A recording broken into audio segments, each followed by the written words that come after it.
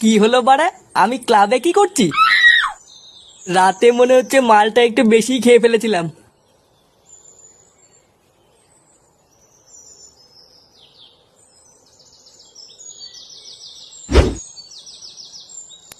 হ্যাঁ গো, তুমি চলে এসছো?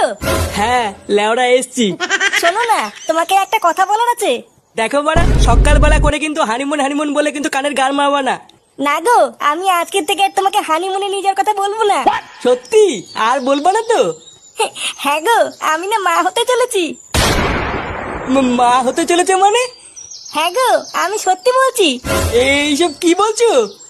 লেওড়া, আমি এখনো পর্যন্ত মেশিন পত্রে হাত হইতে পারলাম না, এইদিকে মেশিনে জং ধরে গেল। আমি না কালকে ভস্রী বাবার কাছে গেছিলাম। উনি আমাকে ওষুধ দিয়ে বলেছেন এবার আমি মা হতে পারবো। ভস্রী বাবা? সেটা আবার কি? ওই তো আমাদের গ্রামের ওই বটতলায় বসে। ও, তা তুমি আমাকে আগে বলবে তো। আমি তো লেওড়া ভাবলাম কি না কি। যাই হোক, কই দেখি ভস্রী বাবা তোমাকে কি ওষুধ দিয়েছে। কই হাসছো কেন? দাও ওষুধগুলো। ধুর লেওড়া, বাড়া আমি ওষুধ চাইছে তুমি দাঁত কেলাচ্ছ। দেখাতে হবে না তোমাকে ওষুধ, আমি নিজে গিয়ে ভস্রী বাবার কাছ থেকে দেখে আসছি।